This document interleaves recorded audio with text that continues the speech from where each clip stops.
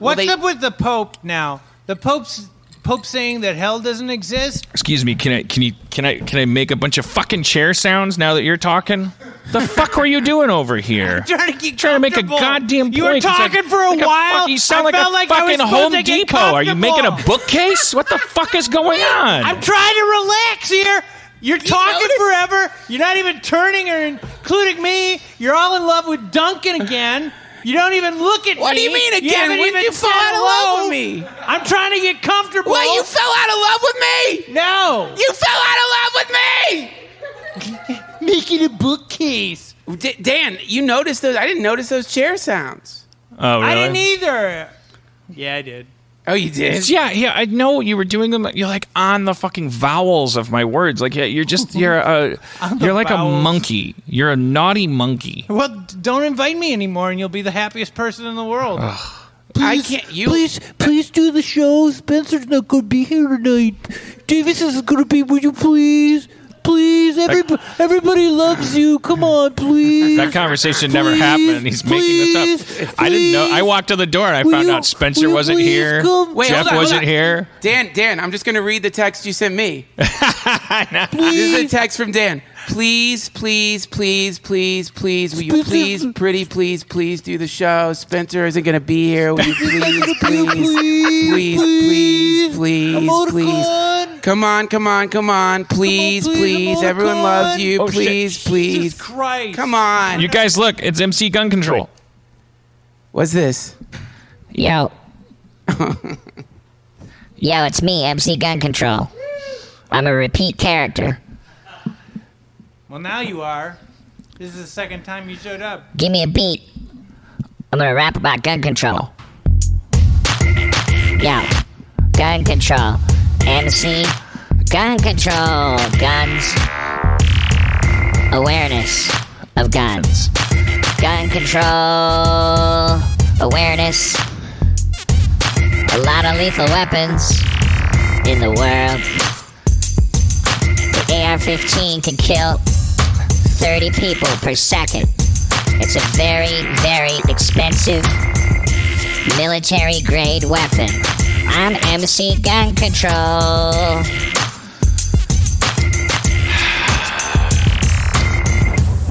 Alright, okay, got it. So anyway, what the Pope says that hell doesn't exist? I think it's weird because like the Pope said hell doesn't exist, and then So I heard right. didn't he? No, but it was like a misquote or something. I thought it was like He's walking it back. he tried to walk it back. You know, I don't know though because it's one of those things that's like a thing that pops up on the Drudge Report. Ooh. That's the thing that gets hits. Yeah. So I don't know if he. I think it was either a misquote or it was taken out of context or something. But but the thing is, eventually they will say that, right? Because The Drudge Report because won't even look for won't hundreds even of look at me. For hundreds of years, they were like holding the line on like whether the sun went around the earth or not. Well, I think the important question for us all to ask is, does hell exist? Okay, let's break it down. Okay. All right. So, no. How do you know? I guess I don't. I mean, it gets into I don't have any proof. How about that? Their version of hell might not exist, but one of the creepy things about black holes, we don't know what the fuck's going on in there. Yeah. And like that, those things are sucking in galaxies. Yeah. And those galaxies, if there is a soul, Yeah. does your soul leave the galaxy or does it float around the galaxy? Or does it go to multiple galaxies? Could a soul get sucked into a black hole?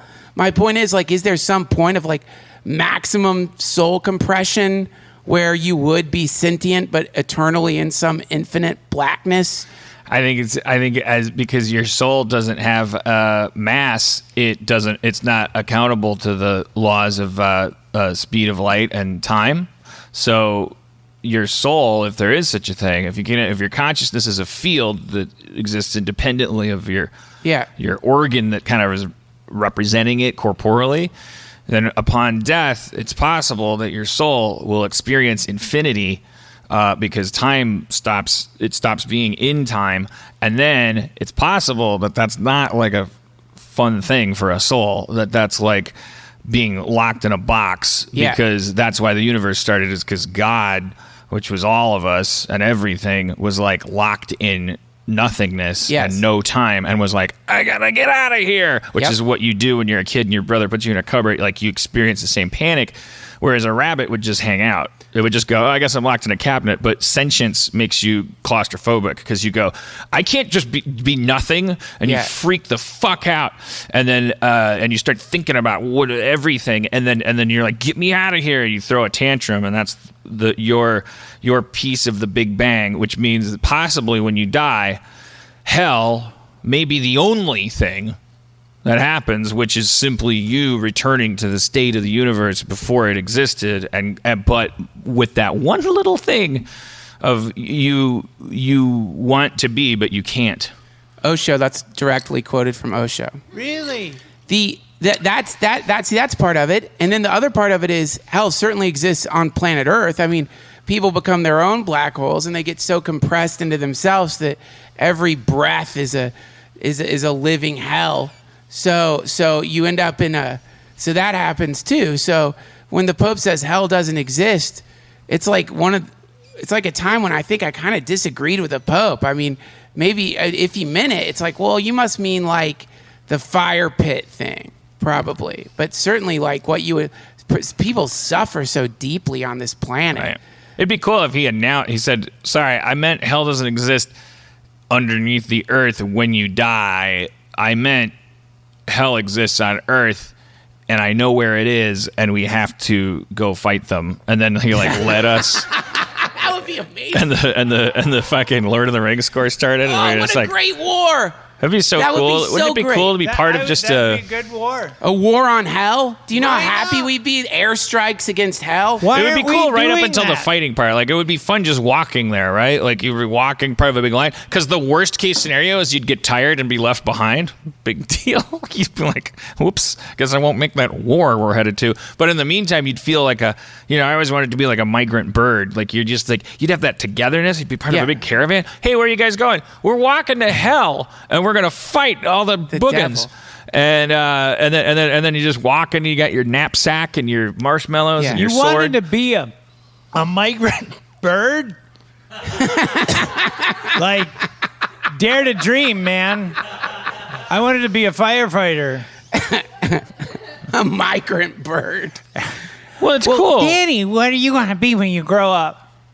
Oh, I would like to be a migrant bird. I mean, it's like, not a migrating bird, but like like an illegal, like a migrant bird. Yeah, a bird that's like doesn't have its visa. a bird that they make pick up other birds' eggs because the economy of its own bird country is fucked up. Can you imagine if Trump went that nuts that he started trying to keep Mexican birds out of the United States? That'd be incredible. But yeah, I mean, like that's a. I always, when we bomb people and it's all so confusing and ultimately sad, you just think like, man, it would be so nice if we had something real to fight.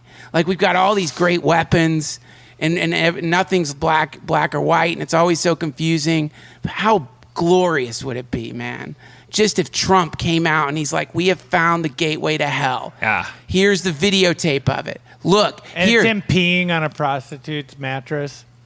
That's he says that's why the P tape. The thing is all screwed up. You didn't get the facts right. He's like, there's no P tape, but for the longest time, and then he's like, look, did you ever think? Finally, they got the P tape, and he's like, listen, I'm telling you, while I was making those hookers pee, a gate to hell opened. It was part of a ritual. That's why I didn't want you to see it. I'm proud of making people pee on the Obama's bed. As most of you suspected, that's not a deal breaker for me. I'm a Nazi and a rapist. I don't care what you think of me. I do care if hell overtakes the earth, and on that P tape is the gateway to hell. Yeah. And then Rachel Maddow's like, nice try, clown. And then she presses play, and then it's like, but it's like fun because it's like, yeah, there's like bad guys that are just like made of shit, and they got horns and and they're like, and then like you could fight them like with your friends, You could fight them as part of the army. What are you doing, man?